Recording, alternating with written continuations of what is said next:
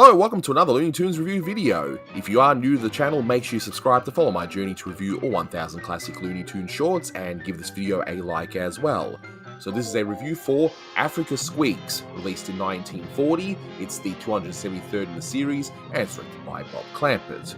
You can find this completely uncut and unedited on the Porky Pig 101 DVD set, and I highly doubt it'll be released anytime soon other than from that set. What you're seeing here is an upscale I did to try and approximate the look in HD, but as you can see, it does need a bit of, I guess, a restoration, but it looks pretty good for what it is on that particular set. So in case you haven't seen this cartoon, and there's probably a good chance you haven't given the stereotypes within, but in this one, Porky is exploring with his natives helping him out. He encounters another explorer who's looking for Dr. Livingston. We see a bunch of spot gags, and eventually we end up in an African village where there's a party. So the story is definitely all over the place, and that's something I'll get into very shortly. Now, what you're going to see first of all is a re-edit of the original audio commentary I did with my good friend Austin Kelly, and then after that you'll hear some new thoughts from me, along with the excerpt about this cartoon from the Bob Clampett Retrospective Part 1. So, grab some popcorn and enjoy. Joining me today is my good friend Austin Kelly. Say hi. Hi, I'm here for this odd cartoon, to say the least. A different cartoon. Put it like that. But this one's interesting because it's the first Bob Clampett spot gag travelogue type cartoon that Tex Avery was doing up until now. What are your thoughts on that, Austin? It's kind of interesting that it took him this long, because obviously Tex was a big inspiration to him, and he was Tex's right-hand man for so long. You would have think he took his ideas sooner, but he didn't. And he did some good cartoons before this, so, you know, it's all good.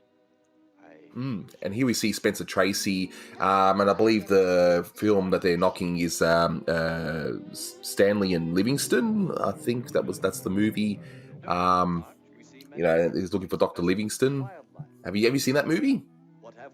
I haven't. It's the first time I'm hearing it. I think that was Izzy Ellis animation with that gag, and I think this is a Norm McCabe close-up of the ostrich under the ground. I was reading as well that this actually was shown on TV, but it was heavily edited. So I can imagine that, they would have had to do quite a bit of editing to see this. Yeah, I know what you're talking about. It's even worse. The Nickelodeon print is a redrawn print from the 60s, and it's like 3 or 4 minutes long. It doesn't even make sense the way they put it. It's just stupid animals in the jungle. Why don't they just air a different cartoon? That's my question, honestly. So I definitely want to know, guys, if you ever saw this one on TV, whether it was censored, colorized, whatever. I'm just curious, because I really want to see if there's this one obscure television station somewhere in the US that showed this uncut for whatever reason. As we saw Tarzan right there. This actually has a celebrity in it, voiced by the actual celebrity they're having fun with, which is very unusual because you're so used to impersonators. Yeah, that's a very odd thing, and I don't know if his lines were specifically recorded for this cartoon, but if they were, it's very weird because he probably cost a lot of money to get, and these black and white Clampett cartoons were often known as the cheaper cartoons of the Warner filmography. By the way, this is a gag that was reused in like Crazy Cruz 2 years later, another Tex Avery spot gag from 1942 that was finished up by Clampett later on. Of course. So here's the Dr. Livingston, but it ends up being someone else. So who's the celebrity that... You're wrong. It's Kay Kaiser, who was a band leader, who also was kind of the inspiration for the professor that you love from Catnip College. They got him to do the voice for this character, who's now here called Cake Icer, which is kind of like a typical one that I kind of like. I don't know how they got him, and I don't know why they just did it for this particular cartoon that wasn't really anything special. I don't think it was intended to be anything special either. No, and I think, I love this animation of this gorilla. I absolutely love that. Just how it looks so serious for one split moment. But I would imagine that maybe he was a fan of the cartoons or something, and maybe he just knew someone Warner's, or maybe it was just one of those connection things as he does this text just then. Anyway, if these reused animation and these reused gags were to make up for a large part of the budget presumably being used for getting Kay Kaiser to voice his character. Maybe. Now, there were actually a lot of references that I missed out last time, so we'll start off with the fact that there is some reused animation. There's only one, and it's from one of the infamous Censored 11 shorts, The Isle of Pingo Pongo, where there's a scene where there's two bigger beasts, African natives, dancing. So why that one bit and not anything else, I don't know, but it is repeated from that short. But the rest appears to be pretty straightforward. I know some things have been reused since, as Austin Kelly mentioned in the audio commentary, but as far as repeating from the previous short, it's that. So there's a lot of references. I mean, the title itself is actually based off of a 1930 documentary film called Africa Speaks. Now, essentially, Africa Speaks is, well, it's what happens in this short. It's a documentary film about an explorer with the natives and they explore Africa. And it was noteworthy, perhaps, for the fact that, they were able to shoot the most remote areas of Africa at the time. And, it's actually in the public domain. You can see this on YouTube if you really wanted to. And you can see, of course, how far we've come. But it is admirable how they were able to do this back in 1930 when film technology, let's face it, was pretty primitive at the time. Now, interestingly, there are two other shorts that parody this movie as well, along with this cartoon called Africa Squeaks. But there's another short, which is a Flip the Frog short called Africa Squeaks that was released in 1931, so pretty much hot on the heels of that documentary. And that the racial content in that one, makes this one look like it's not racist at all. It's pretty bad, but anyway, it is what it is as a product of its time. There was also a Terry Toon short released in 1939 called Africa Squawks, which is more to do with hunting a lion and the lions causing mischief in that. So I recall seeing that one at some point, but I vaguely remember it today. I should probably rewatch it. I know Billy Genocide wants to cover all the Terry Toons on his channel, so I don't want to step on his toes. So basically, you're seeing Spencer Tracy in this cartoon, but Spencer Tracy's playing a character called Henry Morton Stanley, but Henry Morton Stanley was actually a real-life explorer of Africa, and as depicted in the short, he really did go looking for David Livingstone.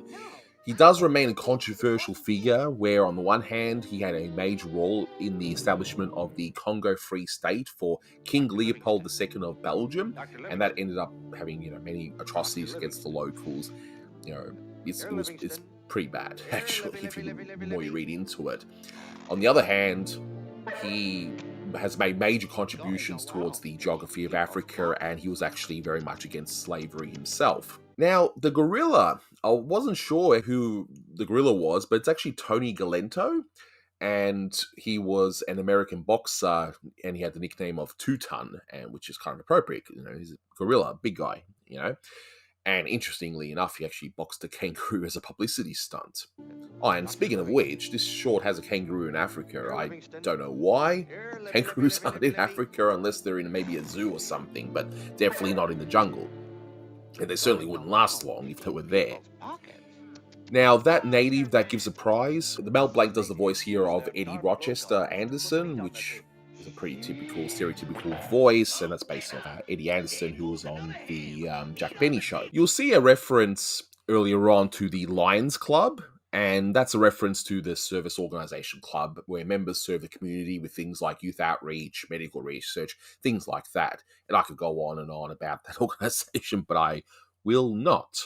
Yeah, the Los Angeles city limits is a reference to what was happening at the time with the massive sprawl that was happening with Los Angeles, where essentially there were other little cities or little towns, and it was sort of eaten up, so to speak, with the expansion of Los Angeles proper. Of course, it'd be even bigger once the war ends, but at that time, there was definitely a big urban sprawl. Now, that King of the Jungle poster, that's of course a clear reference to Tarzan, but I was looking into what is that 30 coconut sign, and that is a reference to $30 every Sunday pension plan that was happening in Los Angeles at the time, and that was also known as the Ham and Eggs movement. And I'll just quote to you what it was about without going into too much detail, but essentially it was written that anyone qualified to vote in California and age 50 or older without a job would receive $30 of warrants every week. Each $1 warrant would require a 2-cent tax paid weekly to keep the note valid until redeemed. The warrants would be legal tender for payment of state taxes. So, yeah, it was definitely a reference to something because, yeah, it looked kind of weird, and I was like, all right, it must be a reference to something. Now, there were two bits I really liked that weren't highlighted in the commentary. So, that monkey gag with the pram, or for you Americans, a stroller, you know, I don't know, I thought that was kind of amusing. Just, yeah, a mid-air thing. I don't know. But I always get a kick whenever Mel Blanc also does a voice of a woman. And in here, yeah, he does that typical trunk gag, which is like beautiful dad joke. I know my editor, Blue Genocide, is enjoying that. I'm sure he loves that joke. I mean, you can see it coming a mile away, of course. And now you're going to hear from my good friend Manny Cruz, the Toonie tenor himself, just give his brief thoughts on this particular short, which comes from the Bob Clampett Retrospective Part 1, in case you don't have time to actually listen to the whole thing. So, here it is. Well, for starters, I'm happy it's on Porky 101, completely intact, and we can see it for what it is. And yeah, it is a bit of a hard watch today, but there are some very interesting things. I mean, Manny, what are your thoughts on Africa's Squeaks? So this one was a bit of like an intriguing one for me when I first got into this hobby, because I forgot how long ago it was, but back on the old, I think it was the Miscellaneous blog or the old Looney Tunes Merry Melodies webpage that your buddy and Looney Tune fanatic Matt Hunter used to run, as well as John Cook and others from that time period. And they had like the list of the rarest Looney Tune Merry Melody shorts, and they had, you know, the 1969 Engine Trouble, and I think something with Bosco, and this cartoon was on that list. And they were like, yeah, you know, it's very problematic, blah, blah, blah, blah, blah. And then I found out that they did air this cartoon. I think it was a redrawn colorized version on Nickelodeon. And I saw, and it was like chopped down to 4 minutes. And a part of me was like, what was the point of showing it? Like, it's so trimmed down, it doesn't work. And once I was able to get the Porky Pig 101 DVD set, this was actually the first cartoon I saw because of the notoriety behind it and the history. And, you know, I wanted to see it full version. And I mean, it's all right. Yeah, the stereotypes are brutal to watch. It goes without saying. I will say, though, I'm a sucker for, you know, the music in the beginning of this one when you hear the natives singing Congo. And yeah, if you could completely separate the imagery and just listen to the singing, it's great. It's funny how Tex Avery started making, you know, the spot gag cartoons really popular. He started with the Isle of Pingo Pongo and he kept running with it. And this was Clampett's chance of doing a spot gag cartoon. And there's some jokes that, you know, I had a little chuckle behind them. And some of them I was like, oh, it's really neat. You know, the trunk gag of the deer attacking the vulture, which was later used in Crazy Cruz. And this is one of the few times that Warner Brothers Short actually got to use the real celebrity they were making fun of, Kay Kaiser, during the ending with a scene in the jungle where they're all singing and dancing. And again, the music is charming. I don't know a lot about Kay Kaiser, but that scene right there, I was like, man, I can see why he was so popular at that time period. I mean, it's not what a Clampett's best, but it's intriguing when it comes to the music, and it's intriguing if you know the history behind it. And again, like the complete short censored version that was on Nick sometime in either the late 80s or 90s. I wouldn't have remembered. I was too young, but Yeah. No, fair enough. And yeah, the music is definitely energetic in that one. So essentially, this film is Clampett trying his hand at doing a spot gag short, like Tex was doing a lot of at the time. If you want two examples of what I mean, one example is the narrator saying that there is an overpowering hush, and then of course we hear the loud animals. As night descends on our camp, and unearthly quiet prevails, the silence of the African jungle enshrouds us with its overpowering hush.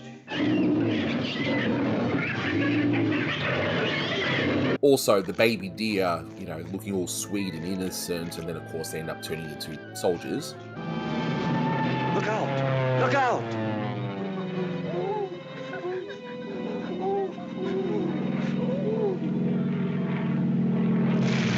Air raid!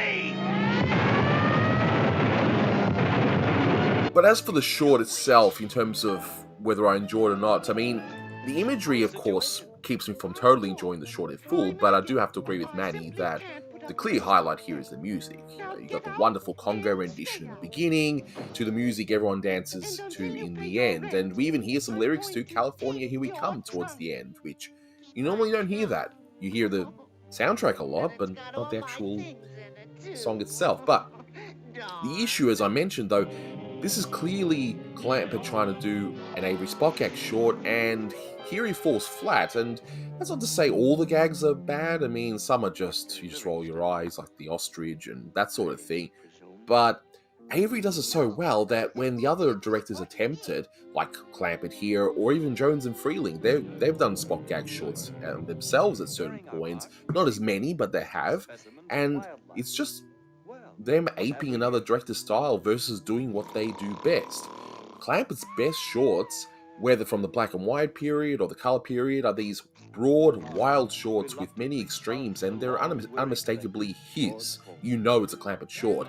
Whereas if you watch this one, if you didn't know it was Clampett directing, you might think it was Avery and he was having an off day. So, look, I give this one a 6 out of 10, and that's mainly because I really do enjoy the music, and despite the imagery, I do like the dancing at the end, but, you know, it's not Clampett's best, but hey, at least it's watchable for some reason. But that'll do it for this one. Thank you so much for watching, and until next time, take care.